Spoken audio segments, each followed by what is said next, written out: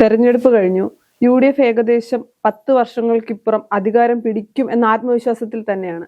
ഇപ്പൊ ഇനി കോൺഗ്രസിൽ നിന്നാണ് മുഖ്യമന്ത്രി ഉണ്ടാകേണ്ടത്, അല്ലെങ്കിൽ കോൺഗ്രസിന്റെ മുഖ്യമന്ത്രി ആയിരിക്കും കേരളത്തിൽ ഉണ്ടാകാൻ പോകുന്നത്. അങ്ങനെ ആകുമ്പോൾ മുഖ്യമന്ത്രിയെ തെരഞ്ഞെടുക്കുന്നത് അല്ലെങ്കിൽ തീരുമാനിക്കുന്നത് ഹൈക്കമാൻഡ് ആയിരിക്കും. അതിന് ഒരുപാട് മാനദണ്ഡങ്ങളുണ്ട്. സീനിയോറിറ്റി അടക്കമുള്ള കാര്യങ്ങൾ മാനദണ്ഡങ്ങളാക്കിക്കൊണ്ടായിരിക്കുമല്ലോ ഹൈക്കമാൻഡ് ഒരു നിലപാടെടുക്കുക. അപ്പൊ ആർക്കായിരിക്കും നിലവിലെ സാഹചര്യത്തിൽ സാധ്യത? ഹൈക്കമാൻഡിന് കൃത്യമായ ഒരു പ്രൊസീജിയറും അതിൻ്റെ ക്രൈറ്റീരിയ ഒക്കെ ഉണ്ട് ശരിക്കും മുഖ്യമന്ത്രിയെ തിരഞ്ഞെടുക്കുന്ന കാര്യത്തിൽ.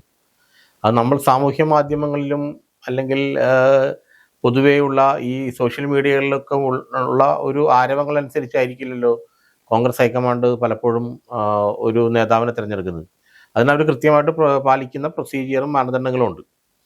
അതിൽ തന്നെ സീനിയോറിറ്റി, എല്ലാ വിഭാഗങ്ങളെയും ഒരുമിച്ച് കൊണ്ടുപോകാനുള്ള കഴിവ്, മറ്റ് ഘടകകക്ഷികളുമായിട്ട് കൃത്യമായിട്ട് കമ്മ്യൂണിക്കേറ്റ് ചെയ്യും, അവരെ ഉൾക്കൊണ്ടു പോകാനുള്ള ആ ഒരു മനസ്സ്, ഇതെല്ലാം ഉള്ള ഒരു സീനിയർ നേതാവിനെയാണ് പൊതുവെ എല്ലാ സംസ്ഥാനങ്ങളിലും അല്ലെങ്കിൽ കോൺഗ്രസിന് ഭരണം കിട്ടുന്ന എല്ലാ സംസ്ഥാനങ്ങളിലും ഹൈക്കമാൻഡ് നിയോഗിക്കുന്നത് അത്തരത്തിലുള്ള ആൾക്കാരെയാണ്.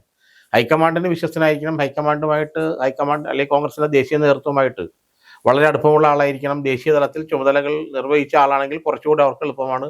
അങ്ങനെ ഒരു സീനിയോറിറ്റിയും അനുഭവ സമ്പത്തും കാര്യക്ഷമതയും പിന്നെ എല്ലാവരെയും, എല്ലാ സാമൂഹിക വിഭാഗങ്ങളെയും മറ്റ് കക്ഷികളെയൊക്കെ ഒരുമിപ്പിച്ചു കൊണ്ടുപോകാനുള്ള കഴിവും ഇതെല്ലാം അടിസ്ഥാനമാക്കിയിട്ടാണ് ഒരു മുഖ്യമന്ത്രി ആരാകണമെന്ന് കോൺഗ്രസ് ഹൈക്കമാൻഡ് തീരുമാനിക്കുന്നത്.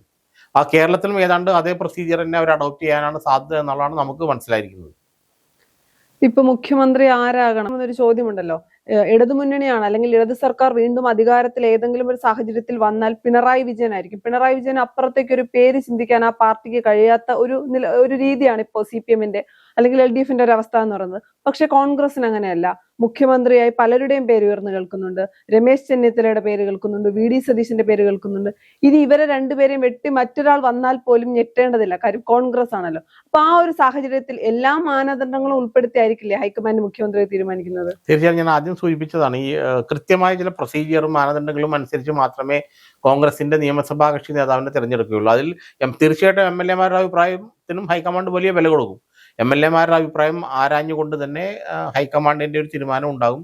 അത് ഞാൻ നേരത്തെ പറഞ്ഞ പോലെ കാര്യക്ഷമത, സീനിയോറിറ്റി, എല്ലാവരെയും ഒരുമിപ്പിച്ചു കൊണ്ടുപോകാനുള്ള കഴിവ്, ഹൈക്കമാൻഡിനുള്ള വിശ്വസ്തത, അത്തരം കാര്യങ്ങൾ, അനുഭവ സമ്പത്ത്, ഇതെല്ലാം ഇതിനകത്ത് ഉൾപ്പെടും. അപ്പോൾ കേരളത്തിൽ ഇപ്പോൾ ഈ പറയുന്ന പോലെ AK ആന്റണിക്കും ഉമ്മൻചാണ്ടിക്കും ഒക്കെ ശേഷം ഇത്തരത്തെ അനുഭവ സമ്പത്തും ദേശീയ തലത്തിൽ പ്രവർത്തന പരിചയവും എല്ലാ സാമൂഹിക വിഭാഗങ്ങളെയും ഒരുമിപ്പിച്ചു കൊണ്ടുപോകാനും ഘടകകക്ഷികളെ എല്ലാവരെയും ഒരുമിപ്പിച്ചു കൊണ്ടുപോകാനും ഒക്കെ ഉള്ള കഴിവുള്ള ഒരു നേതാവ് എന്ന് പറഞ്ഞാൽ രമേശ് ചെന്നിത്തലയാണ്. അപ്പോൾ നമ്മൾ ഈ പറയുന്ന പോലെ ന്യായമായിട്ടും അദ്ദേഹത്തിന്റെ പേരിന് മുൻതൂക്കം കിട്ടാനാണ് സാധ്യത എന്നാണ് ഇപ്പോൾ മനസ്സിലാക്കുന്നത്. കാരണം നെഹ്റു കുടുംബമായിട്ടുള്ള വലിയ ആത്മബന്ധം, 83 മുതൽ ഇന്ദിരാഗാന്ധിയോടൊപ്പം വർക്കിംഗ് കമ്മിറ്റിയിരുന്നു, രാഹുൽ ഗാന്ധിയുടെ ഒപ്പം വരെ വർക്കിംഗ് കമ്മിറ്റിയിരുന്നു. അങ്ങനെ ഒരു നെഹ്റു കുടുംബത്തിന് 4 തലമുറകളായിട്ടുള്ള ബന്ധം, ഹൈക്കമാൻഡ് അദ്ദേഹത്തെ ഏൽപ്പിച്ച ജോലികളെല്ലാം ദശാബ്ദങ്ങളായിട്ട് ചെയ്തു പോരുന്നു. പിന്നെ അദ്ദേഹത്തിന് KPC പ്രസിഡന്റായിട്ട് കേരളത്തിലേക്ക് അയച്ചു. അങ്ങനെ കോൺഗ്രസ് ഹൈക്കമാൻഡുമായും നെഹ്റു കുടുംബവുമായി വലിയ ആത്മബന്ധം പുലർത്തുന്ന നേതാവാണ് രമേശ് ചെന്നിത്തല. അതെല്ലാം കേരളത്തിലെ എല്ലാ സാമൂഹ്യ വിഭാഗങ്ങളുമായിട്ടും നല്ല ആത്മബന്ധം അദ്ദേഹത്തിനുണ്ട്. സാമൂഹ്യ വിഭാഗങ്ങളെ ഒരുമിപ്പിച്ചു കൊണ്ടുപോകാനുമുള്ള എല്ലാവരുമായിട്ടുള്ള ഒരു മാൻ ഓഫ് കൺസെൻസസ് നമ്മൾ പറയില്ല, ഒരു കൺസെൻസസിന്റെ ആളാണ്, റിക്കൺസീലിയേഷൻ, ഒരു അനുരഞ്ജനത്തിന്റെ ആളായിട്ടാണ് എപ്പോഴും അദ്ദേഹം നിൽക്കുന്നത്. അപ്പോൾ ഹൈക്കമാൻഡിന് എപ്പോഴും അത്തരം ആളുകളാണ് താല്പര്യം. കാരണം യാതൊരു പ്രതിബന്ധവും ഇല്ലാതെ ഈ ഭരണം മുന്നോട്ട് കൊണ്ടുപോകാനെങ്കിൽ ഒരു കൺസെൻസസിന്റെ ഒരു മൈൻഡ് സെറ്റ് ഒരാൾക്ക് മാത്രമേ സാധിക്കുകയുള്ളൂ. അത് രമേശ് ചെന്നിത്തലയ്ക്ക് ഉണ്ടെന്നാണ് കോൺഗ്രസ് ഹൈക്കമാൻഡ് വിലയിരുത്തിയിരിക്കുന്നതാണ് എനിക്ക് മനസ്സിലാകുന്നത്. അതുകൊണ്ട് ഒരു നാച്ചുറൽ ചോയ്സ് എന്നുള്ള നിലയിൽ രമേശ് ചെന്നിത്തല മുഖ്യമന്ത്രി സ്ഥാനത്തേക്ക് വരാനാണ് ഇപ്പോൾ സാധ്യത കാണുന്നത്. പക്ഷേ ഞാൻ നേരത്തെ പറഞ്ഞ പോലെ തന്നെ കോൺഗ്രസ് ഹൈക്കമാൻഡ് MLA-മാരുമായി സംസാരിച്ച ശേഷമേ തീരുമാനമെടുക്കുകയുള്ളൂ. പക്ഷേ ഒരു നാച്ചുറൽ ചോയ്സ് എന്ന് പറയുന്നത് എപ്പോഴും ഒരു സീനിയർ നേതാവ് എന്നുള്ള നിലയ്ക്കും അനുഭവ സമ്പത്തും ഭരണപരിചയവും ഒക്കെ ഉള്ള ആളെന്നുള്ള നിലയ്ക്കും ഒക്കെ ഒരു പക്ഷേ രമേശ് ചെന്നിത്തലയുടെ പേരിന് മുൻതൂക്കം കിട്ടിയേക്കാം എന്നുള്ളത് തന്നെയാണ് ഇപ്പൊ ഞാൻ മനസ്സിലാക്കുന്നത്. അല്ല, അതിൻ്റെ അകത്ത് മറ്റൊരു കാര്യമുള്ളത്, രമേശ് ചെന്നിത്തലയും VD സതീശനെ എടുക്കുമ്പോൾ എനിക്ക് തോന്നിയ ഒരു കാര്യം എന്ന് പറയുന്നത്, രമേശ് ചെന്നിത്തല പറയേണ്ട കാര്യങ്ങൾ കൃത്യമായി പറയും, പോയിന്റുകൾ പഠിച്ചു പറയും, കേസുമായി മുന്നോട്ട് പോകേണ്ട വിഷയങ്ങളിൽ കേസുമായി മുന്നോട്ട് പോവുകയൊക്കെ ചെയ്യും. പക്ഷെ ഒരാളെയും വ്യക്തിഹത്യ ചെയ്യാനോ അല്ലെങ്കിൽ അപമാനിക്കുന്ന തരത്തിലോ, അത് എതിർ പാർട്ടിയിലുള്ളവരെ പോലും അപമാനിക്കുന്ന തരത്തിലുള്ള സ്റ്റേറ്റ്മെന്റുകൾ പറയാറില്ല. വളരെ പക്വമായിട്ടാണ് കാര്യങ്ങൾ നേടുന്നത്. അതുകൊണ്ട് തന്നെ VD സതീശൻ കുറച്ചുകൂടി കടന്നാക്രമിച്ച് സംസാരിക്കുന്ന ഒരു വ്യക്തിയായിട്ട് എനിക്ക് തോന്നിയിട്ടുണ്ട്. അതുകൊണ്ട് ഈ ജെൻസികൾക്ക് അല്ലെങ്കിൽ ഞാനടക്കമുള്ള വിഭാഗത്തിലുള്ളവർക്ക് VD സതീശനോട് ഒരു താല്പര്യം തോന്നുന്നത് അങ്ങനെയാണല്ലോ. നമുക്കറിയാം, കോൺഗ്രസ് രാഷ്ട്രീയം എന്ന് പറഞ്ഞാൽ അടിക്ക് തിരിച്ചടി എന്ന് പറയുന്ന ഒരു രീതി ഉണ്ടായിരുന്നില്ല. അത് കോൺഗ്രസ് രാഷ്ട്രീയത്തിൽ പറയുന്ന ആൾ കെ സുധാകരനായിരുന്നു. അടിക്ക് തിരിച്ചടി എന്ന് പറയുന്നത്. അപ്പൊ സുധാകരനൊപ്പം അന്നത്തെ അല്ലെങ്കിൽ സുധാകരനെ ഒപ്പം എപ്പോഴും എന്താണ് പിന്താങ്ങിയിരുന്നത് യുവാക്കളായിരുന്നു. അതിന്റെ കാരണം അടിക്ക് തിരിച്ചടി എന്ന ഒരു നിലപാടെടുക്കുന്നതുകൊണ്ടാണ്.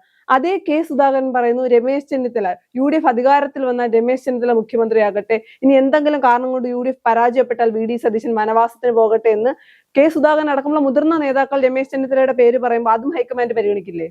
അല്ല, ഹൈക്കമാൻഡ് ഞാൻ നേരത്തെ പറഞ്ഞു രമേശ് ചെന്നിത്തലയുടെ പേര് പരിഗണിക്കാനുള്ള പ്രധാന കാരണം എന്നുള്ളത് അദ്ദേഹത്തിന് ദേശീയ തലത്തിലും സംസ്ഥാന തലത്തിലുള്ള അനുഭവ സമ്പത്താണ്. ഈ അനുഭവ സമ്പത്ത് ഉണ്ടെങ്കിൽ മാത്രമേ പക്വതയോടുകൂടി തീരുമാനങ്ങൾ എടുക്കാനും ഒരു മുന്നണി ഭരണ സംവിധാനത്തെ മുന്നോട്ട് കൊണ്ടുപോകാൻ സാധിക്കുകയുള്ളൂ. ഈ കേരളത്തിലൊരു മുന്നണി സംവിധാനമാണ്, പ്രത്യേകിച്ച് മുസ്ലിം ലീഗ് ഘടകകക്ഷിയുടെ കേരള, ഇവരെ എല്ലാം ഒരുമിപ്പിച്ച് ഇവിടെ എല്ലാ താല്പര്യങ്ങളെയും പ്രതിനിധീകരിച്ച് താല്പര്യങ്ങൾക്ക് വേണ്ടി നിലകൊണ്ട് എന്നാൽ ഒരു വലിയൊരു വിശാലമായ അർത്ഥത്തിൽ സംസ്ഥാനത്തിന്റെ താല്പര്യങ്ങൾ ഉൾക്കൊണ്ട് മുന്നോട്ട് പോകണമെങ്കിൽ അപാരമായ ഒരു ഭരണപരിചയവും ദേശീയ സംസ്ഥാന തലത്തിൽ സംഘടനാ തലത്തിലേക്കുള്ള പരിചയവും അത്യാവശ്യമാണ്. ഇതുള്ളത് രമേശ് ചെന്നിത്തലയ്ക്കാണ് ഇപ്പോൾ കേരളത്തിൽ. ഇപ്പോൾ AKAntony രാഷ്ട്രീയ രംഗത്ത് സജീവമല്ലല്ലോ, അദ്ദേഹത്തിന് നമ്മൾ കണക്ക് കൂട്ടണ്ട. അതിനുശേഷം AKAntonyക്ക് ശേഷം ഈ ഒരു ക്വാളിറ്റീസ്, ഈ അഡ്വാൻറ്റേജസ് എല്ലാം ഉള്ള നേതാവാണ് രമേശ് ചെന്നിത്തല. അദ്ദേഹം ദേശീയ തലത്തിൽ പ്രവർത്തിച്ചു, സംസ്ഥാന തലത്തിൽ 2 തവണ മന്ത്രിയായി, KPCC അധ്യക്ഷനായി, 4 തവണ പാർലമെന്റ് അംഗമായി. ഇതെല്ലാം കൊണ്ട് അപ്പോൾ അദ്ദേഹം ദേശീയ സംസ്ഥാന രാഷ്ട്രീയത്തിൽ അദ്ദേഹം ഒരു മുതിർന്ന ആള്, ഒരു മുതിർന്ന നേതാവ്, ഒരു ഫാദർ ഫിഗർ എന്നൊക്കെ പറയുന്ന ഒരു സീനിയർ നേതാവ് എന്നുള്ളൊരു പ്രതിച്ഛായ അദ്ദേഹത്തിനുണ്ട്. അതുകൊണ്ട് തന്നെ അദ്ദേഹത്തിന് ഇവരെ എല്ലാവരെയും ഒരുമിപ്പിച്ച് കൊണ്ടുപോകാൻ സാധിക്കും. ഈ ഇവരുടെ താല്പര്യങ്ങളെല്ലാം അഡ്രസ്സ് ചെയ്ത് അഭിസംബോധന ചെയ്തുകൊണ്ട് രമേശ് ചെന്നിത്തലയ്ക്ക് ഇവരെല്ലാം ഒരുമിപ്പിച്ച് കൊണ്ടുപോകാൻ സാധിക്കും. നമ്മളൊരു കാര്യം മനസ്സിലാക്കേണ്ടത്, ഈ ഭരണത്തിന് നമ്മൾ പുറത്തുനിന്ന് നിലപാടുകളുടെ പ്രഖ്യാപനം അല്ലെങ്കിൽ ആക്രോശങ്ങൾ അല്ലെങ്കിൽ ഈ പറയുന്ന പോലെ എതിരാളികളെ ആക്രമിച്ച് കീഴ്പ്പെടുത്തുക, ഇതെല്ലാം ശരിയാണ്, രാഷ്ട്രീയത്തിന്റെ ഒരു ഭാഗത്ത് അത് വേണം. അത്തരത്തിലുള്ളൊരു വളരെ എനർജറ്റിക് ആയിട്ടുള്ള ഒരു അറ്റാക്കിംഗ് മോഡിലേക്ക് പലപ്പോഴും വരണം. പക്ഷെ ഭരണത്തിലേറി കഴിയുമ്പോൾ അത് പറ്റില്ല.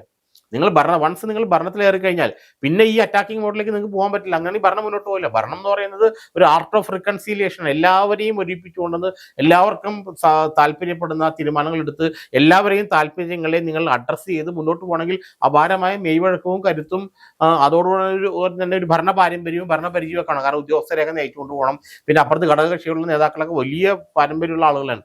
അവരെയൊക്കെ ഒരുമിപ്പിച്ച് കൊണ്ട് നിർത്തണമെങ്കിൽ നമ്മളൊരു വളരെ സീനിയർ ഫേസ് ആയിരിക്കണം. ഒരു സീനിയർ ഫിഗറിന് മാത്രമേ അതൊക്കെ ചെയ്യാൻ സാധിക്കില്ല. ഈ രമേശ് ചെന്നിത്തലയുടെ ഏറ്റവും വലിയ അഡ്വാൻറ്റേജ് അതാണ്.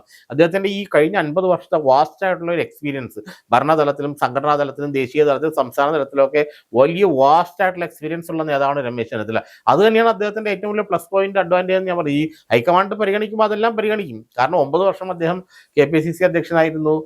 K കരുണാകരൻ പാർട്ടി വിട്ടപ്പോൾ KPC പ്രസിഡന്റായിട്ട് വന്ന് ഈ പാർട്ടിയെല്ലാം ഒരുമിപ്പിച്ചുകൊണ്ട്, അന്ന് ഏറെക്കുറെ പാർട്ടി ഡിസിൻറ്റിഗ്രേറ്റ് ചെയ്ത അവസ്ഥയിലായിരുന്നു, ചിത്രീകരിക്കപ്പെട്ട അവസ്ഥയിലായിരുന്നു. അപ്പൊ ഈ പാർട്ടിയെല്ലാം ഒരുമിപ്പിച്ച് നിർത്തി അദ്ദേഹം അത് ഒരു പാർട്ടി വലിയൊരു സംവിധാനം തന്നെ കേരളത്തിൽ സൃഷ്ടിച്ചു. അതെല്ലാം അദ്ദേഹത്തിന്റെ വലിയൊരു പ്ലസ് പോയിന്റ് ആയിട്ട് ഈ സമയത്ത് വരേണ്ടതാണെന്നുള്ളതാണ് ഒരു നിഷ്പക്ഷ നിരീക്ഷകൻ എന്നുള്ളത് എനിക്ക് തോന്നുന്നത്. കാരണം അദ്ദേഹത്തിന്റെ അനുഭവ സമ്പത്ത് വളരെ അതുല്യമാണ്. ഈ അനുഭവ സമ്പത്തിന് പകരം വെക്കാൻ രാഷ്ട്രീയത്തിൽ വേറൊന്നുമില്ല. നമ്മൾ എന്തും പറയാം, പുറത്തുനിന്ന് എന്ത് വിളിച്ചു പറയാം, ആരെയും നമുക്ക് ഭീഷണിപ്പെടുത്താം, ആക്രോശിക്കാം, നമ്മൾ സംവാദങ്ങളിലൂടെ ജയിച്ചു കയറാം. പക്ഷെ ഭരണത്തിൽ വരുമ്പോൾ ഈ കാര്യക്ഷമതയും ഈ അനുഭവ സമ്പത്തുമാണ് ഒരാളെ തുണയ്ക്കുന്നത് അല്ലെങ്കിൽ ഭരണം മുന്നോട്ട് കൊണ്ടുപോകാൻ സഹായകരമാകുന്നത്. ആ അവസ്ഥയിൽ ഒരുപക്ഷെ രമേശ് ചെന്നിത്തലയ്ക്കായിരിക്കും ഫസ്റ്റ് പ്രിഫറൻസ് ഹൈക്കമാൻഡ് കൊടുക്കുക എന്നുള്ളതാണ് എൻ്റെ അഭിപ്രായം.